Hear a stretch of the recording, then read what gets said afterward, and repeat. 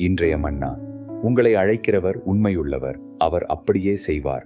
1 தெசலோனிக்கேயர் 5:24. இந்த புதிய நாளின் தொடக்கத்தில் தேவன் நம்மை அழைத்திருப்பது ஒரு வாக்குத்தத்தத்துடன் என்பதை நினைவு கூறலாம். அந்த அழைப்பு மனிதரின் வார்த்தை அல்ல, அது உண்மையுள்ள தேவனின் சத்தம். இன்று நம் சூழ்நிலைகள் எப்படி இருந்தாலும் தேவன் தம்முடைய திட்டத்தை மாற்றுவதில்லை. நாம் பல நேரங்களில் என்னால் முடியுமா என்று சந்தேகப்படுகிறோம். ஆனால் இந்த வசனம் நீ செய்வாய் என்று சொல்லவில்லை, அவர் செய்வார் என்று உறுதியாக சொல்கிறது. நம் வாழ்க்கையின் நிறைவேற்றல் நம் பலத்தின் மேல் அல்ல, தேவனுடைய உண்மையின் மேல் உள்ளது.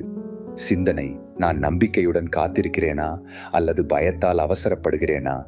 இன்றைய உறுதி: அழைப்பு தேவனிடமிருந்து வந்தால் நிறைவேற்றலும் அவரிடமிருந்தே வரும். இன்றைய ஜெபம்: உண்மையுள்ள கர்த்தாவே, உமது அழைப்பில் நான் நிலைத்திருக்க எனக்கு கிருபை தாரும். என் வாழ்வில் நீர் செய்யவிருக்கும் காரியங்களை நம்பி இன்று அமைதியுடன் நடக்க உதவி செய்யும்.